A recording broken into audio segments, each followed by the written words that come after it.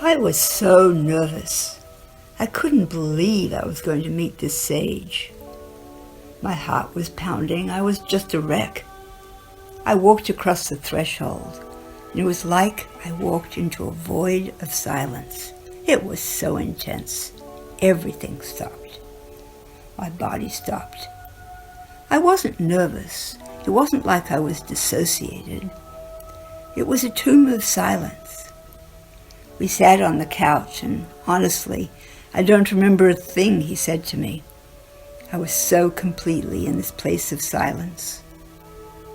And then the interview was over, and I remember somehow gliding towards the threshold in this place of complete silence, and I walked out over the threshold and was hit. You know those images of Lady Macbeth rubbing her hands? That's what it was like for me. I felt all of this stuff from my past, not all of it dirty. I didn't know what to do. It brings tears to my eyes thinking about it. It took me weeks to come back into something normal. It was a psychic cleansing. It was a little frightening. Back then, silence wasn't how I thought of the quest.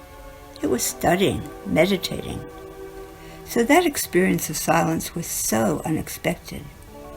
I didn't know how to understand it at the time. It's almost like there wasn't room for any personal self. Around PB, it felt like he was a giant pendulum that had stopped. And in that stopping, the whole world was born. It was like the peace that passeth understanding.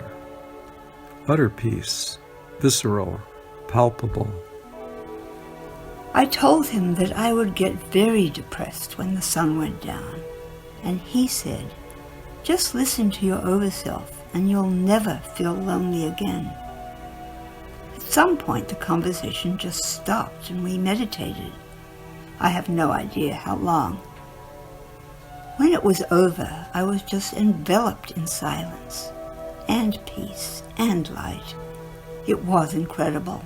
It was very profound. It was total peace. I wasn't sure how I could drive. I was so gone. It was beautiful. I was very fortunate. And that's it. I felt that this experience with PB was something to fulfill, to find that silence in myself. This has been my quest, the path that I've been on all my life. The first time I met PB was not in the flesh. Everything fell apart. I got arrested, ran out of money. I didn't know what I was doing with my life. Spent a week in Boston carousing with my friends. In the morning, this thing happened. I was sleeping on the floor. I woke up, lying on my back. All of a sudden, I felt my chest melting. It was very pleasant. As it was happening, I saw a giant fetal eye opening and closing with my breath, which had slowed down. And then all of a sudden I was looking down at my body and I didn't feel any physical sensations.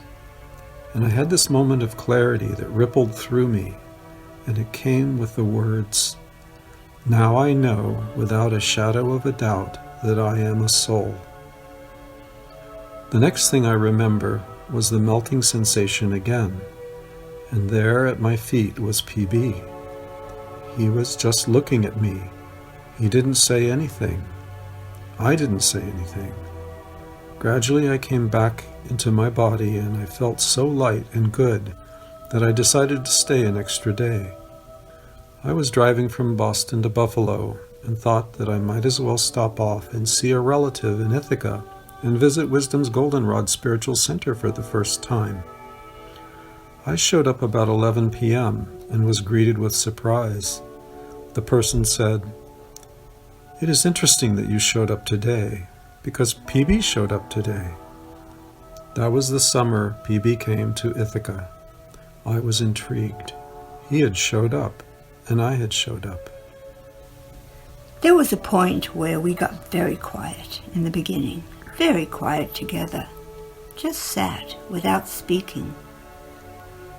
I've read over and over again in his writing on world mind and individual mind about what happens when you meet a sage, what a sage's blessing is. That's what was transpiring in those moments. I remember feeling a lot of embarrassment over thoughts that I was having, but I knew that having that one meeting was worth a whole lifetime.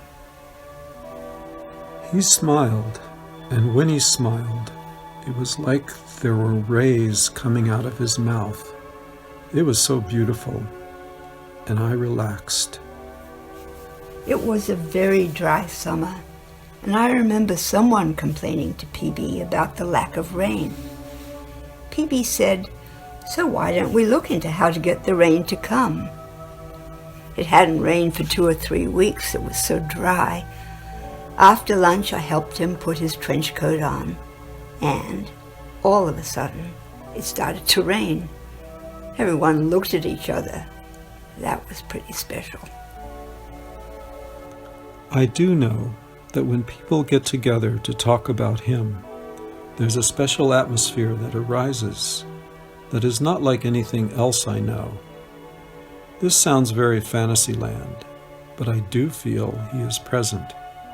Seeing him in the flesh was one thing, a great privilege, but I think that his presence is even more intensely there through his work. He's out of the body, but he's around. I feel his presence every day. In the attic, PB found an old hat with ear flaps. It was like a kid's hat, a silly hat. He tried it on and we started laughing. And then PB started laughing too, so hard that the 3 of us were doubling up with laughter. It was a laughter glimpse.